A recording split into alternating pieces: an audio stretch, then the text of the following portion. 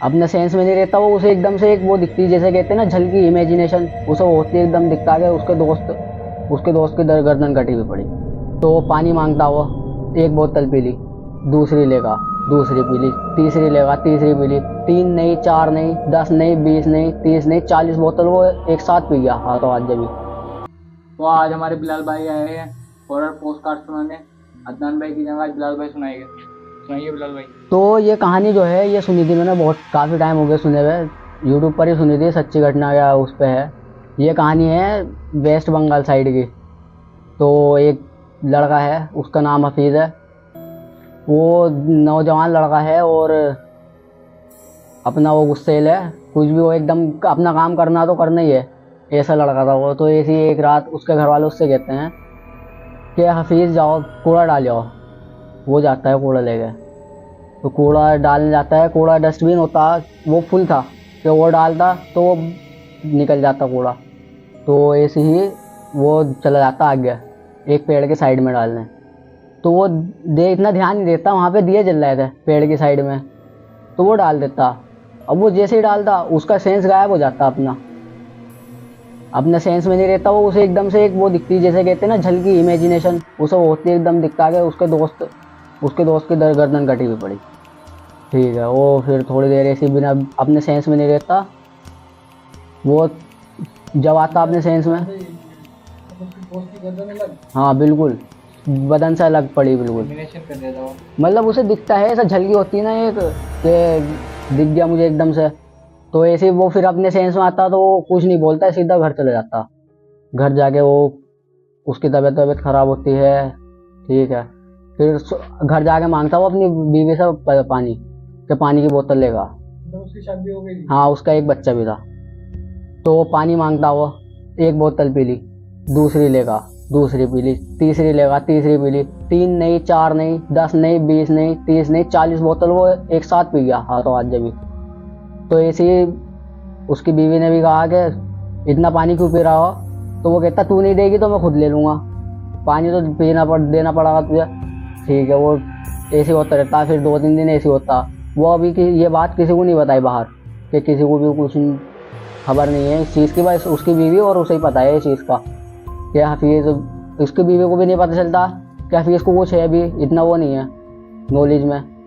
तो ऐसी फिर वो 3-4 दिन ऐसे होता रहा। कुछ होता है क्या नहीं, ऐसा कुछ नहीं है, आगे पता चलेगा कि क्या हुआ था, इसका भी मैं आगे खुलासा करूँगा क्या हुआ था। तो ऐसे 3-4 दिन चला है कि रोज़ 30-40 बोतल पानी पी रहा हो। ठीक है, इसने अपने फिर इसके बड़े भाई को कॉल करा हफीज़ के, कि ऐसा ऐसा हो रहा हो। फिर उसका बड़ा भाई आता, तो उसका भाई आके कहता कि हाँ भाई कैसा क्या हो गया, कैसे भी बच्चों को परेशान कर रखा। ठीक है, वो हफीज़ कुछ नहीं बोलता, वो सीधा इसके रेपट मार देता अपने बड़ा भाई का।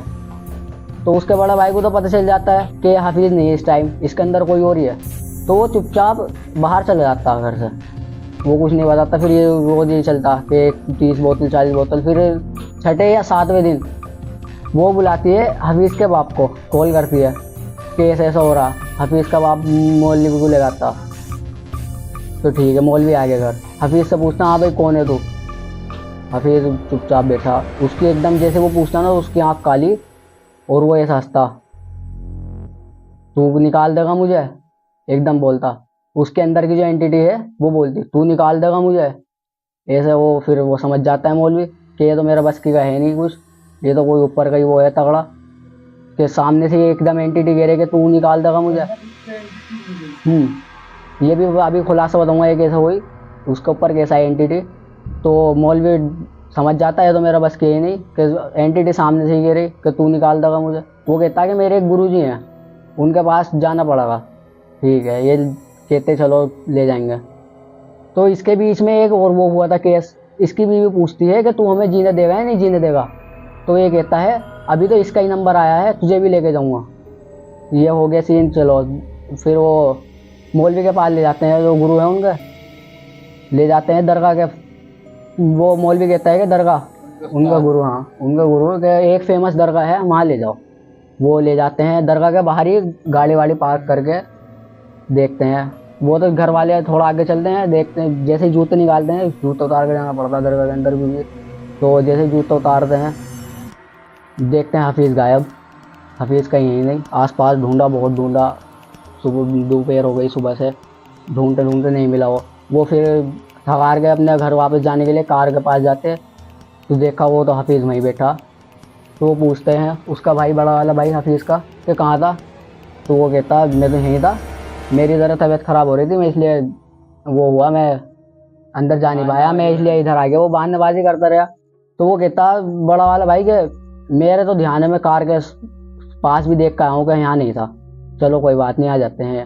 फिर ये मौलवी को बताते कि ऐसा ऐसा हुआ। तो गुरुजी कहते हैं कि मुझे खुद अब इसे मेरे पास ही लेगा बस। दरगाह में ये जब जा ही नहीं पाया तो ये इसकी एंटिटी ज़्यादा तगड़ी है, ठीक है। तो ये फिर रोज़ यही चल रहा है इनका कि पानी। और मौलवी ने एक और बात कह दी थी कि इसे पानी मत पिलाना बिल्कुल भी अब।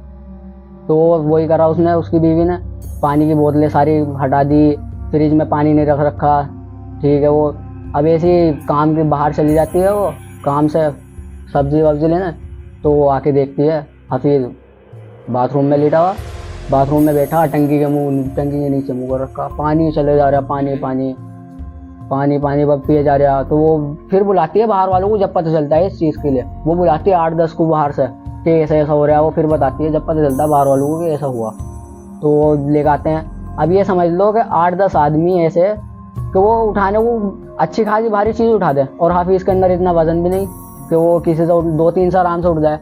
वो ये समझ लो 8-10 आदमी से भी नहीं उठा उस टाइम पर वो। हाँ, तो ये ऐसे चलता रहा। फिर वो गए गुरुजी के पास। गुरुजी के पास गए तो वो कहते हैं इसे तो डॉक्टर को दिखाना पड़ेगा, डॉक्टर ही बताएगा। डॉक्टर के पास ले जाते हैं, डॉक्टर फिर हॉस्पिटल लेके जाते हैं। हॉस्पिटल में ऑक्सीजन मास्क लगा देते वो। इतने में वो देखते हैं कि इसके अंदर तो खून ही नहीं है, क्योंकि 14-15 दिन हो गए पानी पानी चल रहा तो खून नहीं बचता। तो वो बाहर, इतने में बाहर ही निकल के आते हैं कि घर वालों से बताने के इसके अंदर तो खून वून क्या बहुत कमी है, ऐसा कुछ है। तो वो इतना बाहर बताते हैं, वो वापस अंदर आके देखते मास्क हटा हुआ, ऑक्सीजन मास्क हफीज़ के मुंह से, और हफीज़ मरा हुआ। तो हॉस्पिटल वाले तो डिक्लेयर कर देते हैं कि अब हफीज़ मर गया। तो घर वाले उसके उस हॉस्पिटल पे केस कर देते हैं कि इन्होंने अच्छे से वो नहीं करी ट्रीटमेंट, आते हमारा वो मार दिया, हमारा हस्बैंड मार दिया, मेरा बेटा मार दिया। तो वो केस कर देते हैं। तो ऐसे ही फिर आती कुछ दिनों में पोस्टमार्टम रिपोर्ट आती, तो उसमें डॉक्टर डिक्लेयर करते हैं कि हफीज़ की मौत 14 दिन पहले हो चुकी थी। जिस दिन वो उसे गर्दन कटी हुई दिखी थी उसी दिन उसकी मौत हो चुकी थी। 14 दिन तक ये उसके अंदर एंटिटी रह रही थी। नहीं, मास्क उतरा हुआ था, ऑक्सीजन मास्क उसके मुंह से, बस उसका मुंह खुला हुआ। और वो उसके दोस्त की नहीं थी, वो गर्दन कटी हुई जो दिखी थी वो उसकी थी, वो उसे दिखी कि उसके दोस्त की है। नहीं, वो क्योंकि उसके अंदर एंटिटी रह रही थी 14 दिन से, ये पानी जो पीना वीना वो अपने एंटिटी थी। तो इसके बीच में एक और केस हुआ था, मैं वो बताना भूल गया कि जिस दिन ये हुआ था ना कि तुम मुझे जीने देने दीजिएगा, इसकी बीवी ने पूछा था। तो ये ना उसी टाइम अपने बच्चों को उठा के छत पे ले जाके ऐसा खड़ा कर दिया था, लटका देता छत के नीचे से कि फिर इसे भी ले जाऊंगा आज, अपने इसे तो हफीज़ को तो लेके जाऊंगा, इसे भी लेके जाऊंगा। तो वो फिर उसके मोहल्ले वालों ने समझाया कि रहने दे, तेरा बच्चा है, वो समझ बस, तो वो छोड़ देता है। तो वो मतलब हाँ, ऐसे पकड़ के टांग दिया अपने बच्चों को। एंटिटी बस ये तो आज पता नहीं चला वो, क्योंकि इसलिए वो आई इसलिए थी क्योंकि वो जो मैंने बताया था पेड़ के नीचे कूड़ा फेंका था, वो जिन का घर था, पेड़ जो था, तो वो जिन को बुरा लग गया, वो एंटिटी को बुरा लगा, जिन कह लो एंटिटी कह लो, वो उसी का घर था, उसने वो हाथों हाथ ही बस खत्म कर दिया उसे। तो बुरा लगेगा, बुरा ही लगेगा, आप मेरे घर के सामने डालोगे मुझे भी बुरा लगेगा, यही हिसाब था बस। मतलब एक को लेके नहीं हो रही। हाँ, वो लेके तो और को भी जाती, पर ये है और किसी ने कुछ गलत नहीं करा उसके साथ, वो आई उसे ही लेनी थी हफीज़ को। तो कोई सवाल हो तो बता दो कोई। सब क्लियर हो गया। तो वीडियो को करते हैं पेंड हम।